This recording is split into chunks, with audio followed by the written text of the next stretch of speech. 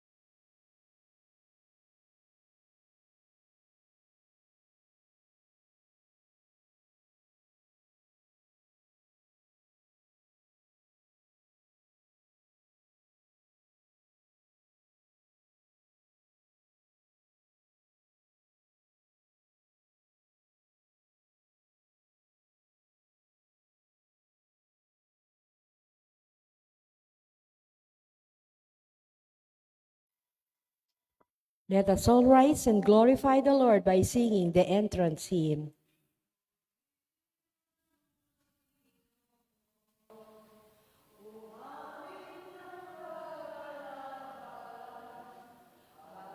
Tugi ng gitara at ang kaaya-ayang lira, ipaninyo ang trumpeta. In the name of the Father, the Son, and the Holy Spirit. Amen. Amen. The Lord be with you. And with your spirit. Today we celebrate the feast of Saints Timothy and Titus, bishops, and the Apostle of St. Paul. Gathering together in this Eucharistic banquet, let us now call to mind our sins and ask the Lord for His pardon and for His strength.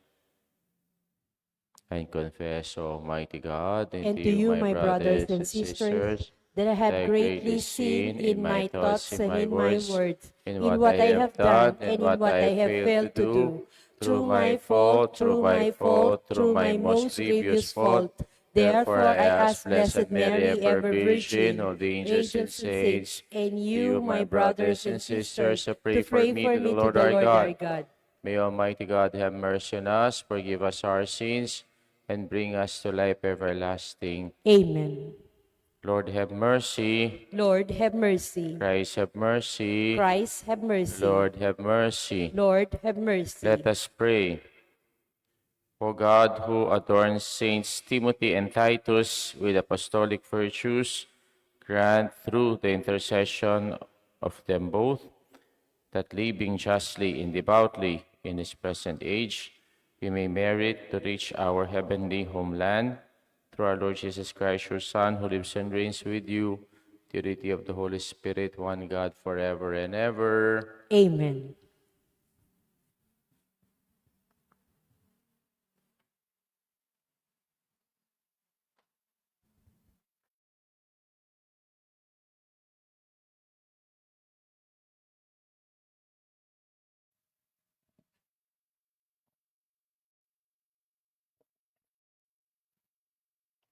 A reading from the beginning, the second letter of St. Paul to Timothy.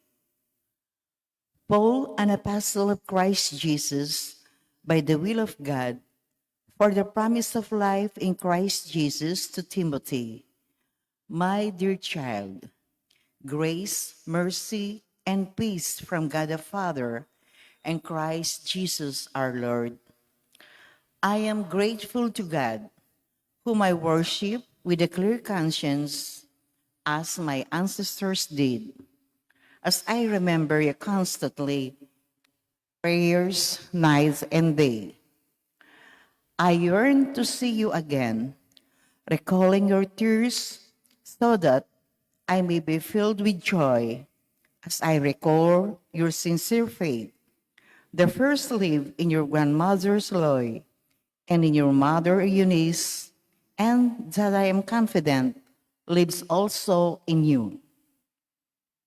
For this reason, I remind you to stir into flame the gift of God that you have the imposition of my hands. For God did not give us a spirit of cowardice, but rather of power, love, and self-control. So do not be ashamed of your testimony to our Lord, nor of me, a prisoner for his sake, but bear your share of hardship for the gospel with the strength that comes from God. The word of the Lord. Thanks be to God. Let our response be, proclaim God's marvelous deeds to all the nations. Proclaim God's marvelous deeds to all the nation. Sing to the Lord a new song. Sing to the Lord, all your lands. Sing to the Lord, bless his name. Proclaim God's marvelous deeds to all the nation. Announce his salvation day after day. Tell his glory among the nations, among all peoples, his wondrous deeds. Proclaim God's marvelous deed to all the nations. Give to the Lord, you families of nations. Give to the Lord glory and praise. Give to the Lord the glory due his name. Proclaim God's marvelous deed to all the nations. Say among the nations, the Lord is king. He has made the word firm, not to be moved. He governs the peoples with equity. Proclaim God's marvelous deed to all the nation. Please stand to honor the Holy Gospel.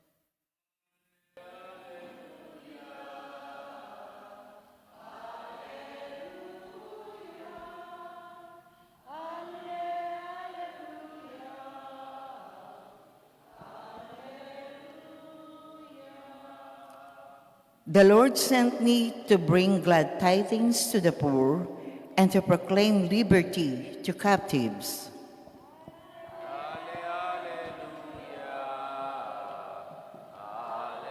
Hallelujah.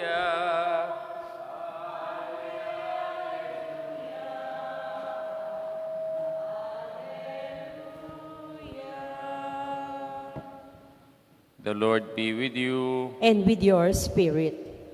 A reading from the Holy Gospel according to St. Luke. Glory to you, O Lord. The Lord Jesus appointed 72 other disciples whom is sent ahead of him in pairs to every town and place he intended to visit. He said to them, "The harvest is abundant, but the laborers are few. So ask the master of the harvest to send laborers for his harvest. Go on your way. Behold, I am sending you like lambs among wolves. Carry no money bags, no sack, no sandals, and greet no one along the way. Into whatever house you enter, first say, 'Peace with this household.' If a peaceful person lives there, your peace will rest on him. But if not, it will return to you. Stay in the same house and eat and drink what is offered to you, for the laborer deserves his pay. Do not move about from one house to another. Whenever town you enter, and they welcome you, eat what is set before you, cure the sick in it, and say to them, 'The kingdom of God is at hand for you.'" The Gospel of our salvation. Praise to you, Lord Jesus Christ. Mayapayapak po kaya kayongan. Nganingal do nga iti pagselebrantala, reng adwang disipulo ng San Pablo, Timothy and Titus. Napon po pigselebran niya yung conversion of St. Paul, nung makanano iya, may nabuyaking kabayo, at kaybat, may bulagya, at iya may salaya pasibayo mata. Timdamning meto nga siwala, Pablo, Pablo, bakit paisakitan mo ko? At ngeni, reningadwan ng talatuki, Timothy and Titus, ila rin pagselebran tamo. At intang kasabihan king Kapampangan, nung makanano yaman kabayat imbubuat, nung ating kang maging mayan, nung ating kang kayantabe, maging mayan niya, iti anting patpat. Yata mo. Makanyang kepo akakit, ini pong ebanghelyo tamong ini. Hulingin gino, kingya, tinubod na rin kayang apostol, tinubod na lang tidwa-tidwa. At kitang tamtamo, kingkatang mo ng pamamasa, makanyan mo naman, isang Pablo, iya, tinubod na lang naman, deng megin talotikina, Timothy, ampoy Titus. Kaya ing obrang kasalpantayanan, mo po kabod, obrang magdili-dili. Nune ing biya kasalpantayanan, iti metong yang obra dareng sablang Kristiyano. Enya mo po obra ng pari, enya obra ng madre, enya mo obra dempong religyoso, nune obra tayangan. Uling pong impong pangadisipulo, iti metong yang pamanaos. At nano'y pamanaos, sinabi ng Gino. Nga nakikatamo ng Gino, kikatamong ebanghelyo. Dadalara kayo na kareng lugar na kinglibutad dareng asong gubat. Pero dapat maging mamo kayo anting tupa. At kanita, nga na balang balen, apupuntalan nyo, sabihin nyo, peace in this household. And a peaceful person lives there, your peace will rest on him. Bakit? Kasi po, impong biya kasalpantayanan, iti po ay biya debati. Kaya kasi rin, aliwata mo pong aliwang sekta, ila potang manaral la, debati, ingkarelang panaral. Ali, ing Gino, sinabi na kaya katamo, ing kakatang panaral, yapin ing kapayapan. Uling ing kapayapan na iti, yapin ing dadala ng Kristo kaya katamo. Ewari, ako ing prinsipi na ning kapayapan, nga na ning Gino. Kayang metong adadalada, rening meging disipulos ng Kristo, yapin ing kapayapan, amenibatan kang Kristo. Nung makipagdebati niya mo, ining debating iti magdalamong palibuntok. Kaya po ing Gino, ing kayang panabilin, karing kayang apostol, ala kayong aliwang dadalan. Doon kapayapaan ng Kristo. Uling Kristo, yapin niya yung prinsipi ng kapayapan. The scribes who have closed their hearts on Jesus said that Jesus was driving out demons in connivance with Beelzebul. Jesus said that the miracles he was doing meant rather than the power of God was at work among the people. Let us open our eyes to God's love at work in our midst. For each petition we pray, Lord, hear our prayer. Tangan po. Lord, hear our prayer.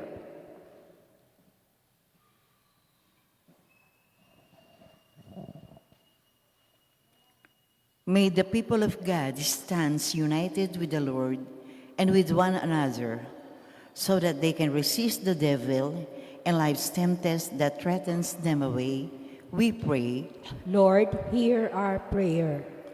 May the different Christian denominations engage in ecumenical dialogue in response to the Lord's Prayer, that all may be one in Him, as He and the Father are one.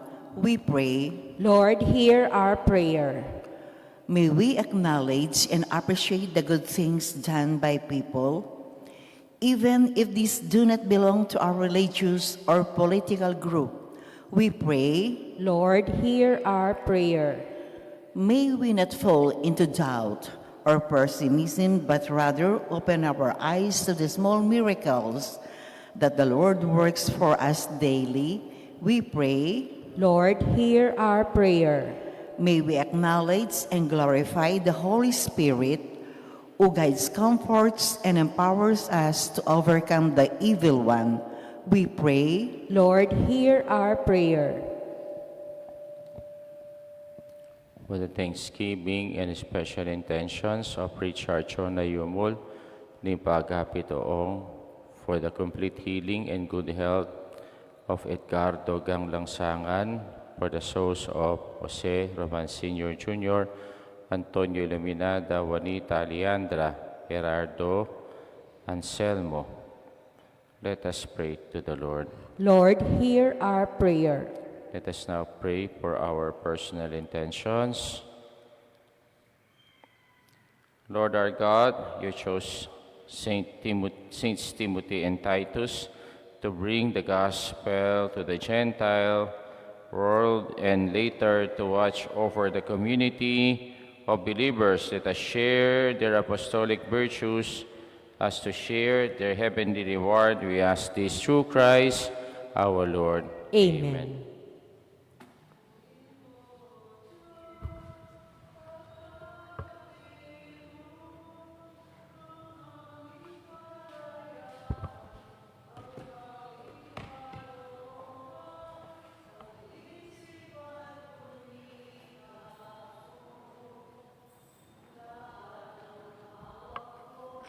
Desire, Lord, that of all creation to goodness we have this bread to offer.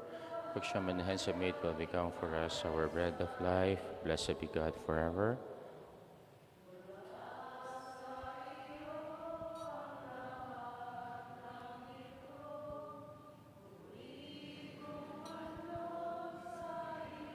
Desire, Lord, that of all creation to goodness and spiritual drink.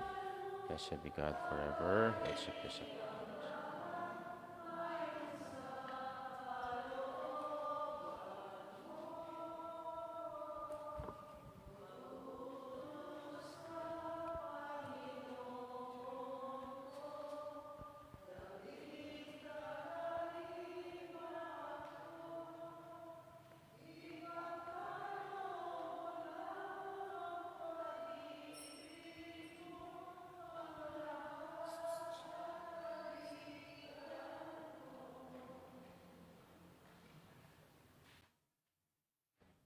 Pray, my brothers and sisters, that my sacrifice and yours may be acceptable to God, the Almighty Father. May the Lord accept the sacrifice at your hands from the praise and glory of his name, for our good and the good of His holy church.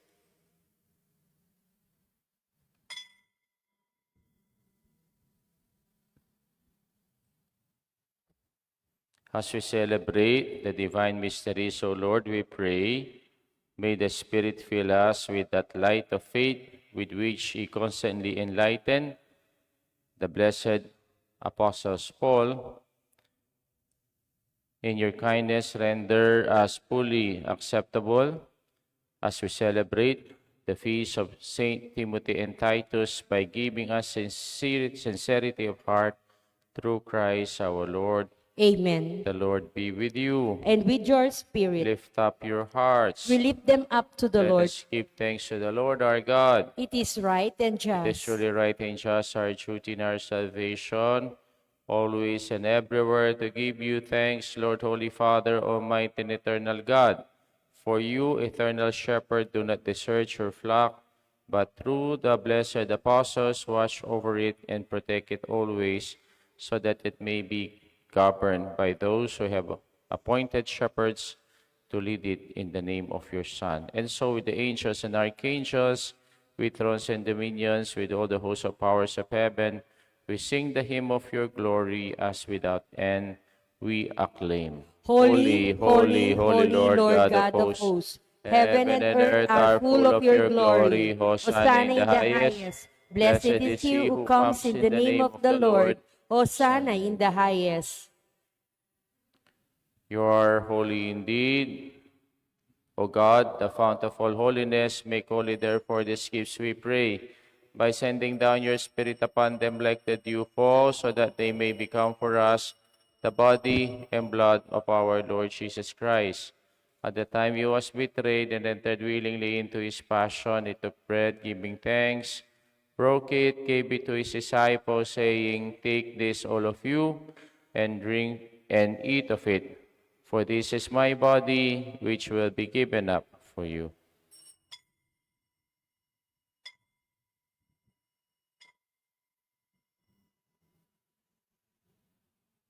In a similar way, when supper was ended, he took the chalice, and once more giving thanks, he gave it to his disciples, saying, "Take this, all of you, and drink from it, for this is a chalice of my blood, the blood of the new and eternal covenant, which will be poured out for you and for many, for the forgiveness of sins. Do this in memory of me."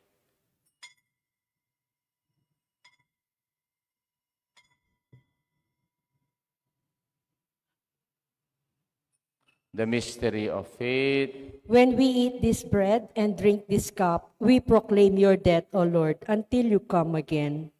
Therefore, as we celebrate the memorial of his death and resurrection, we offer you, Lord, the bread of life and the chalice of salvation, giving thanks that you have held us worthy to be in your presence and minister to you. Humbly we pray that partaking of the body and blood of Christ, we may be gathered into one by the Holy Spirit. Remember, Lord, your church is spread throughout the world, and bring her to the fullness of charity, together with Leo, our Pope, Florentino, our Bishop, and all the clergy. Remember also our brothers and sisters who have fallen asleep in the hope of the resurrection, and all who have died in your mercy. Welcome them into the light of your face. Have mercy on us all, we pray, that with the Blessed Virgin Mary, Mother of God, with Saint Joseph, her spouse, with the blessed apostles and all the saints who have pleased you throughout the ages, we may merit to be co-heirs to eternal life, and may praise and glorify you through your Son, Jesus Christ. Through him, with him, and in him, O God, Almighty Father, in the unity of the Holy Spirit, all glory and honor is yours forever and ever. Amen. Amen. Amen. Let us now pray the Lord's Prayer. Our Father, who art in heaven, hallowed be thy name. Thy kingdom come, thy will be done on earth as it is in heaven. Give us this day our daily bread, and forgive us our trespasses, as we forgive those who trespass against us. And lead us not into temptation, but deliver us from evil. Amen. Deliver us, Lord, we pray, from every evil. Graciously grant peace in our days, that by the help of your mercy we may be always free from sin and safe from all distress, as we await the blessed hope and the coming of our Savior, Jesus Christ. For the kingdom, the power, and the glory are yours, now and forever. Jesus Christ has said to your apostles, peace I leave you and my peace I give you. Look not on our sins, but on the faith of your church, and graciously grant her peace and unity in accordance with your will, who live and reign forever and ever. Amen. The peace of the Lord be with you always. And with your spirit, Let us now offer each other the sign of peace. Kapayapan po kaya kayongan, Lamb of God. Lamb of God, you take away the sins of the world, have mercy on us. Lamb of God, you take away the sins of the world, have mercy on us. Lamb of God, you take away the sins of the world, grant us peace.